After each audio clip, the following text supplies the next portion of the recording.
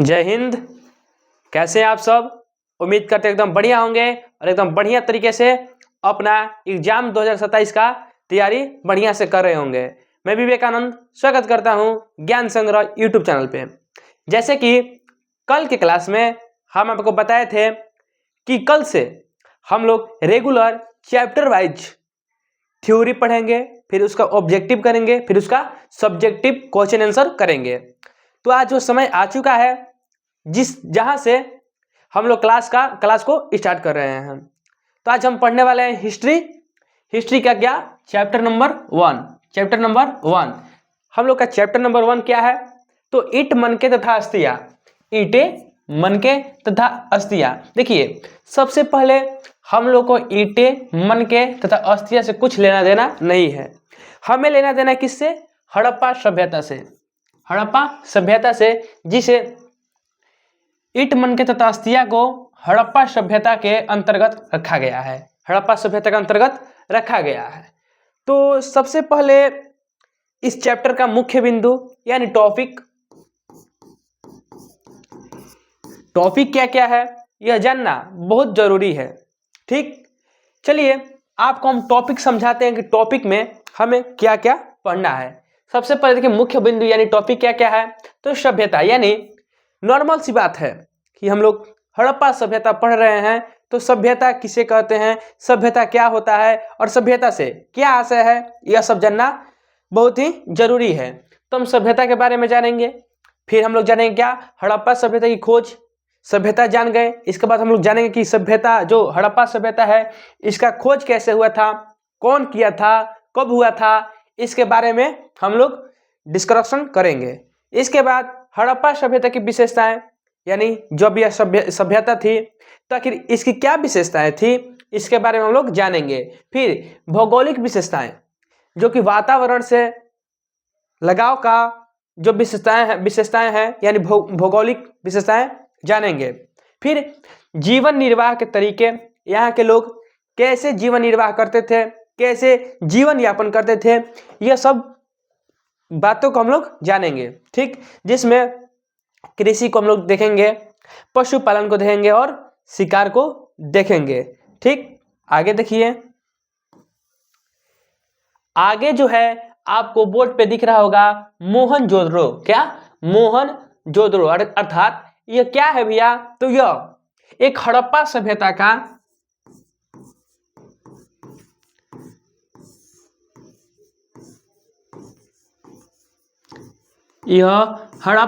का एक सबसे महत्वपूर्ण स्थान था।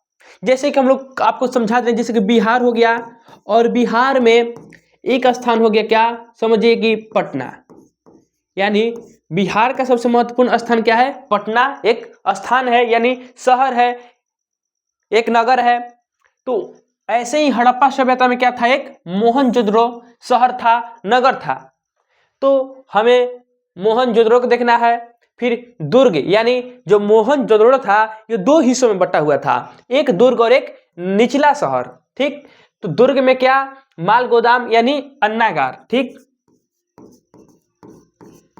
यानी अन्नागार के बारे में हम लोग जानेंगे। फिर स्नानागार, यानी आज के जमाने में जो स्विमिंग पूल होता है उसके बारे में हम लोग जानेंगे कि पहले जमाने में स्नानागार यानी स्विमिंग पूल कैसे रहता था। स्विमिंग पूल नहीं कहेंगे, इसे स्नानागार ही कहेंगे। ठीक, फिर निचला शहर जो था, निचला शहर में सड़कें थी, जल निकासी प्रणाली थी, भवन निर्माण थे और अन्य विशेषताएं थे।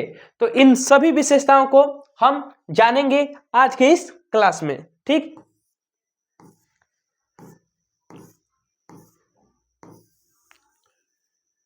चलिए हम लोग का यहाँ से टॉपिक स्टार्ट हो गया।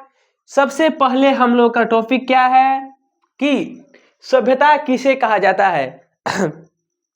सबसे पहले हम आपको बताए थे सभ्यता के बारे में हम लोग जानेंगे। तो आगे हम लोग का टॉपिक कि सभ्यता किसे कहा जाता है। तो सब बढ़िया से देखिएगा, और हम कहेंगे कि आप एक कॉपी और एक कलम लेकर के बैठ जाइएगा, ताकि आप लोगों को जो यहां से क्वेश्चन बनेगा वह आप लोग अपने कॉपी में राइट डाउन कर लेंगे। ठीक, सबसे पहले देखिए क्या हमें बताना है कि सभ्यता किसे कहा जाता है। ठीक, तो देखिए लोगों के एक ऐसे समूह को, यानी लोगों का, व्यक्तियों का एक ऐसा समूह को सभ्यता कहा जाता है। यानी जहां पर अनेक प्रकार के व्यक्ति, अनेक प्रकार के लोग रह रहे हैं, वहां उस समूह को क्या कहते हैं? सभ्यता कहते हैं। ठीक, जिनके रहन सहन, जीवन निर्वाह, यानी उस समाज में रहने वाले लोगों का रहन सहन और जीवन निर्वाह के तरीके, विचारधाराएं, उनका क्या विचार था, उनका क्या मानना था, ठीक, मान्यताएं, विशेषताएं हो, उसे हम लोग सभ्यता कहते हैं। क्या? उसे हम लोग सभ्यता कहते हैं।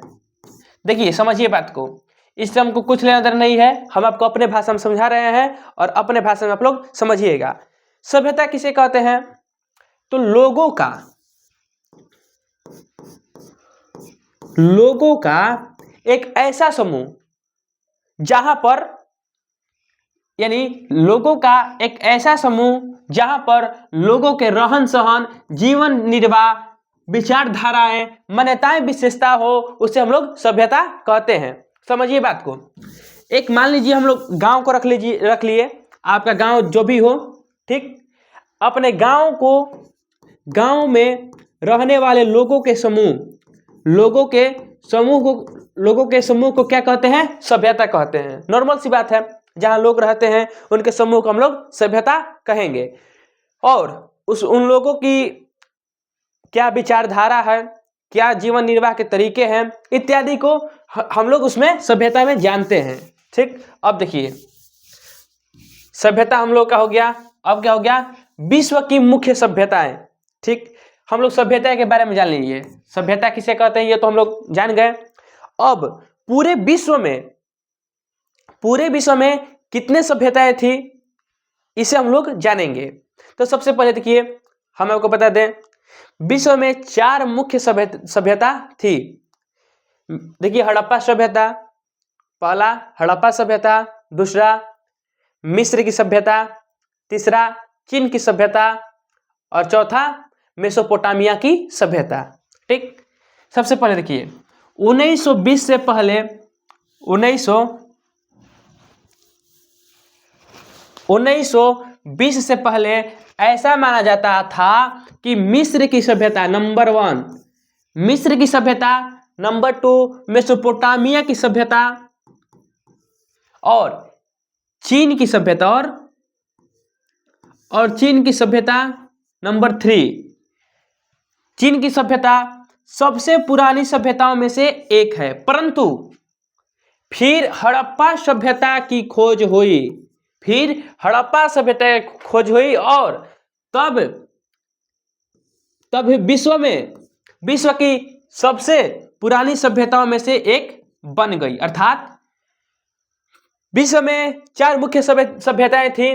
पहला मिस्र की सभ्यता, आप लोग कॉपी पे राइट डाउन कर लेंगे। ठीक, पहला जो है मिस्र की सभ्यता, दूसरा मेसोपोटामिया की सभ्यता और तीसरा चीन की सभ्यता और चौथा जो है यह हड़प्पा सभ्यता। ठीक, हड़प्पा सभ्यता।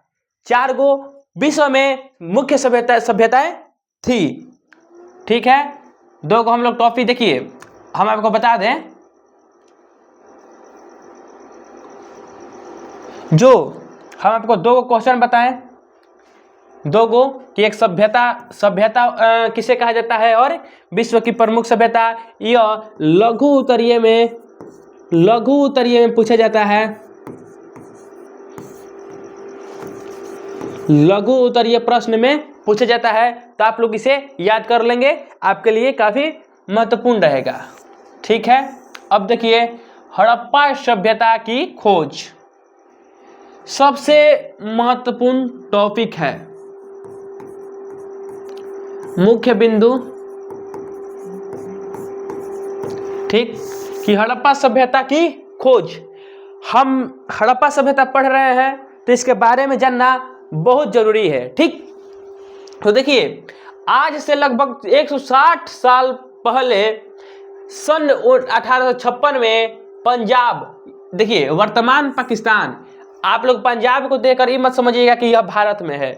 पंजाब 2 गो था, पंजाब कितना था स्वतंत्र भारत, जब भारत का बंटवारा नहीं हुआ था तो पाकिस्तान 2 को था।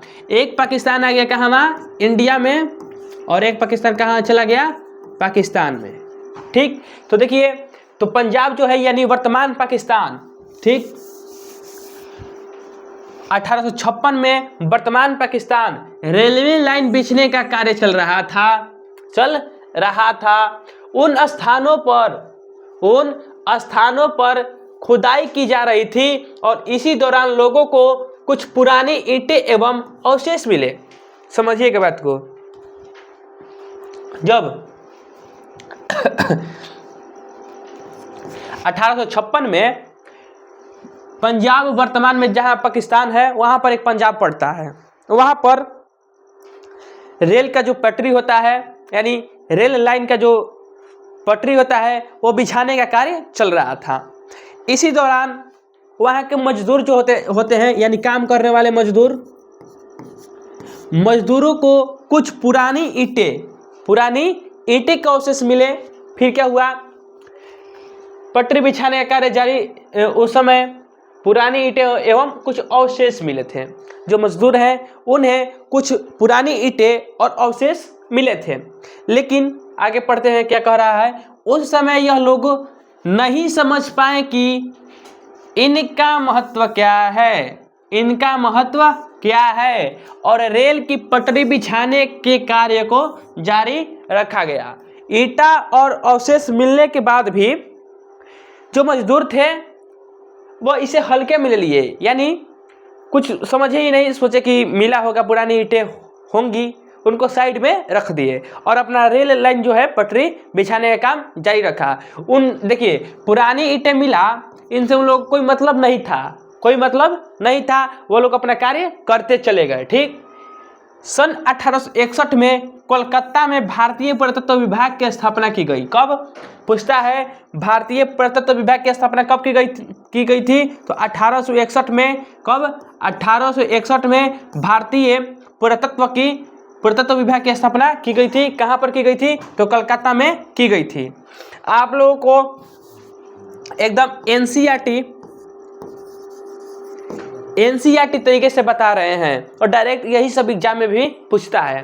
तो देखिए, अब हमें क्या जानना है कि पुरातत्व विभाग की स्थापना कब हुई? तो 1861 में हुई थी। पुरातत्व विभाग वह संस्था है जो एक देश का इतिहास से संबंधित जानकारियों की जांच करता है। इसके पहले देखिए पूछ देगा कि पुरातत्व विभाग क्या है, तो पुरातत्व विभाग वह संस्था है, यानी कह सकते हैं पुरातत्व विभाग एक मतलब योजनाएं जहां पर बनती है उसे हम लोग पुरातत्व विभाग कहते हैं।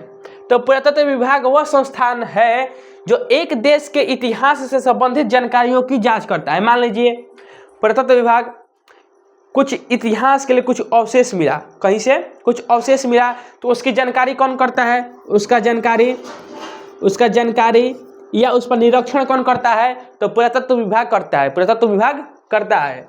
देखिए, यह समझ लिया, हम लोग आगे समझते हैं।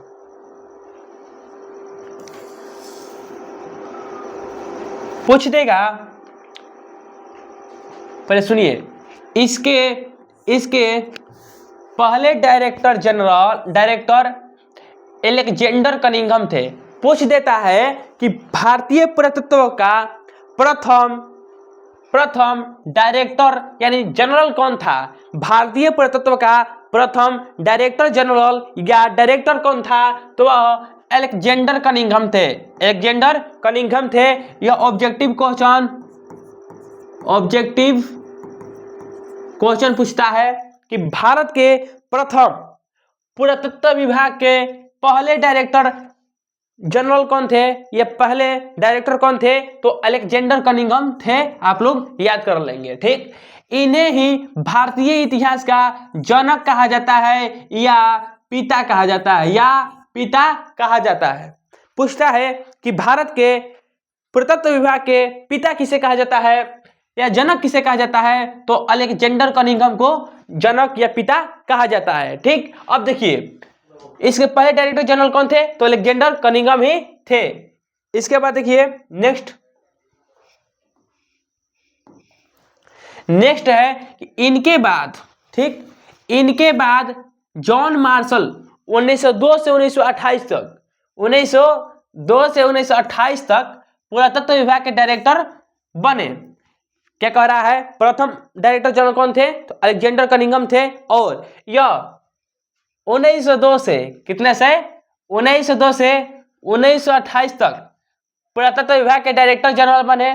ठीक, अब देखिए इन्हीं के दौर में हड़प्पा सभ्यता की खोज की गई थी। पूछ देता है कि हड़प्पा सभ्यता की खोज किसके द्वारा की गई थी, किस जनरल द्वारा की गई थी, तो वह किसके द्वारा की गई थी, तो जॉन मार्शल के द्वारा। किसके द्वारा, जॉन मार्शल के द्वारा। जॉन मार्शल के द्वारा 1902 से 1928 के बीच पुरातत्व विभाग के डायरेक्टर जनरल बने, और इन्हीं के दौरान हड़प्पा सभ्यता की खोज की गई थी। हड़प्पा की खोज कब की गई थी, तो हड़प्पा की खोज 1921 ईस्वी में की गई थी। ठीक है, आप लोग याद करते हुए चलेंगे।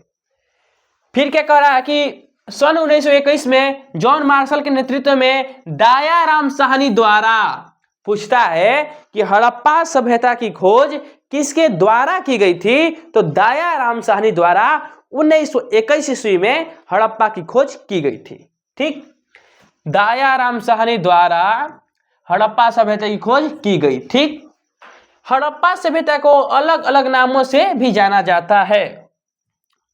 हड़प्पा सभ्यता को अलग अलग नामों से जाना जाता है। वो अलग अलग कौन से नाम है, आइए उनको देखते हैं। सबसे पहले हड़प्पा सभ्यता को हड़प्पा सभ्यता के नाम से जाना जाता है। हड़प्पा सभ्यता के नाम से जाना जाता है। क्यों जाना जाता है, नॉर्मल सी बात है, आखिर जाना जाता है तो क्यों जाना जाता है, तो जानना बहुत जरूरी है। क्योंकि आप पूछेंगे कि चैप्टर नंबर 1 में क्या है, तो आप कहिए, कोई पूछेगा कि चैप्टर नंबर 1 में क्या है, तो आप कहेंगे हड़प्पा सभ्यता है। तो पूछ देंगे कि हड़प्पा सभ्यता को हड़प्पा सभ्यता क्यों कहा जाता है। ठीक, तो हड़प्पा सभ्यता क्यों कहा जाता है, क्योंकि इस सभ्यता को हड़प्पा सभ्यता इसलिए कहा जाता है क्योंकि हड़प्पा नाम के स्थान पर इस सभ्यता की शुरुआत की अवशेष मिले थे।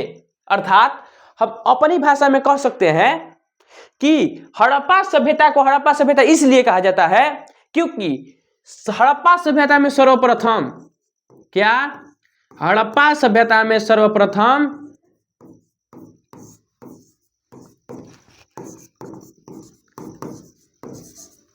हड़प्पा सभ्यता में सर्वप्रथम हड़प्पा की खोज हुई थी। हड़प्पा स्थल की ही खोज